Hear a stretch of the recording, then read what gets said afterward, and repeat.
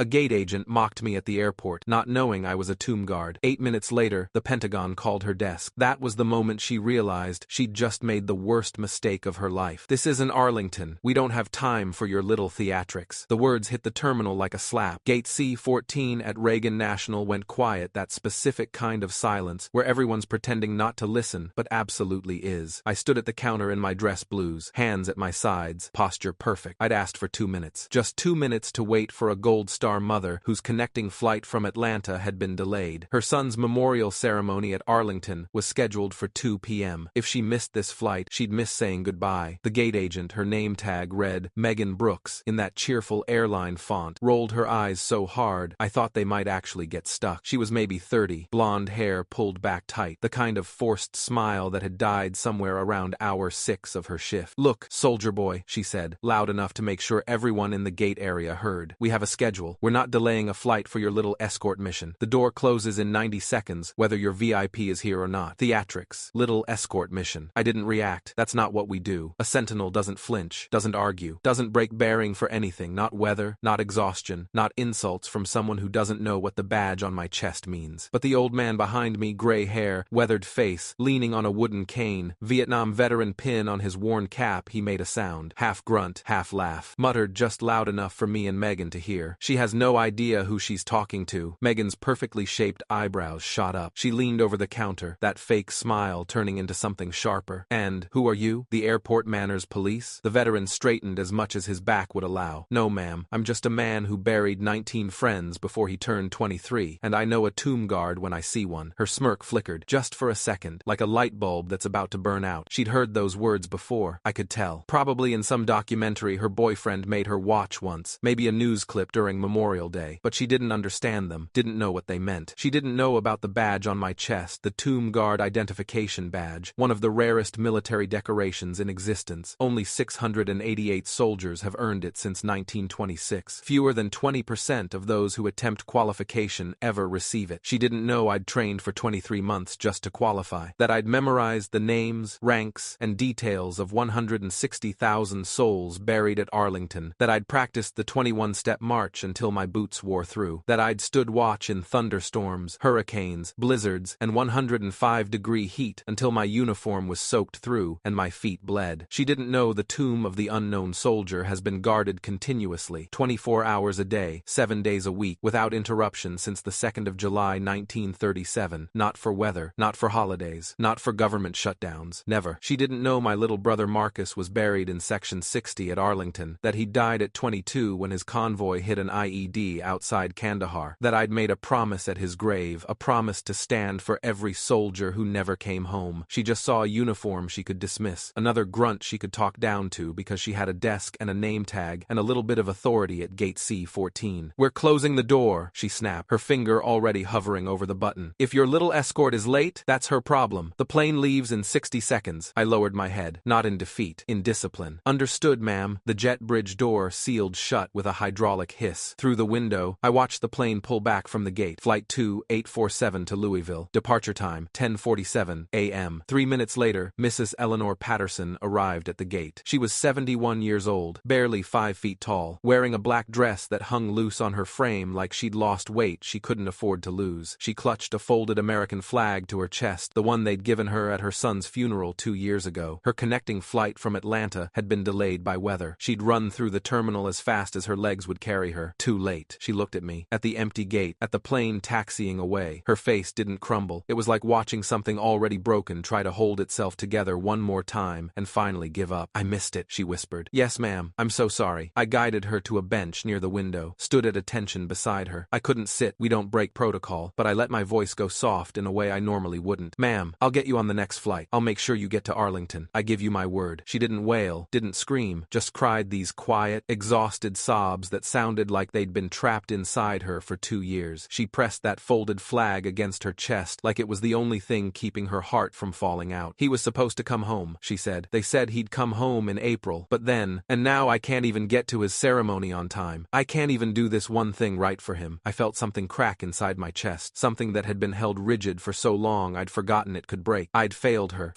son, failed Marcus, failed every unknown soldier I'd sworn to honor. When I looked back at the desk, Megan was watching. She She'd seen Mrs. Patterson arrive, seen the flag, seen an elderly woman crying on a bench. Something flickered across her face, not guilt, not yet, but discomfort. The kind that comes when you realize you might have been wrong, but haven't admitted it yet. She looked away quickly, started typing on her computer. Busy work. What none of us knew was that someone else had been watching the whole thing. Evan Rodriguez was a baggage handler for the airline, 24 years old, Army Reserve, served one deployment in Iraq. He'd been walking past gate C-14 when he heard Megan's voice cut through the terminal. "This isn't Arlington." He'd stopped, looked at me, seen the badge, seen the uniform, seen what Megan couldn't or wouldn't see, and he'd pulled out his phone. He'd opened the airline's internal incident reporting system and typed out what he'd witnessed. Then, he'd sent a text message to his former platoon sergeant, who now worked in congressional liaison. That sergeant had forwarded it to someone at the Pentagon. All of this happened in the space of 4 minutes. I didn't know any of this yet. I was focused on Mrs. Patterson, on trying to figure out how to get her to Louisville in time for a 2 p.m. ceremony that was now impossible to make. That's when Megan's desk phone rang. She picked it up absently, still typing. "Gate C-14, this is Megan." Silence, a long, cold pause. Her fingers froze on the keyboard. "Miss Brooks," the voice that came through was deep, military, the kind of voice that's used to being obeyed. "This is Colonel James Walker from the United States Army Military District of Washington." Every drop of color drained from her face. She stood up so fast her chair rolled backward and hit the wall. "Yes, sir. We've received a report involving Staff Sergeant Ryan Bennett of the 3rd United States Infantry Regiment, the Old Guard, currently serving as a sentinel at the tomb of the unknown soldier. Is he present at your location?" Her eyes found me across the gate area, wide, panicked. She looked like someone had just told her the floor was about to drop out from under her. "Yes, sir. He's here. Put me on speaker." Now, her hand shook so badly she could barely press the button. When she did, Colonel Walker's voice filled the terminal. "Staff Sergeant Bennett, this is Colonel Walker. I understand there's been a situation involving a Gold Star family member's travel arrangements." I straightened. "Yes, sir. And I understand that despite your request for a brief delay to ensure this family member's presence on the flight, the gate agent chose to close the door with the family member en route." "That's correct, sir." The silence that followed was the kind that makes your skin crawl. When Colonel Walker spoke again, his voice had gone from professional to something colder. "Miss Brooks, Staff Sergeant Bennett is not soldier boy. He is active duty Army, assigned to one of the most prestigious and demanding posts in the United States military. The 3rd Infantry Regiment has guarded the tomb of the unknown soldier for 87 years without interruption. Sentinels are chosen from volunteers who meet the highest standards of military bearing, discipline, and dedication." Gasps rippled through the terminal. People had their phones out now. An older woman near me whispered, "Oh my God." Colonel Walker continued, "It is of critical importance that Gold Star families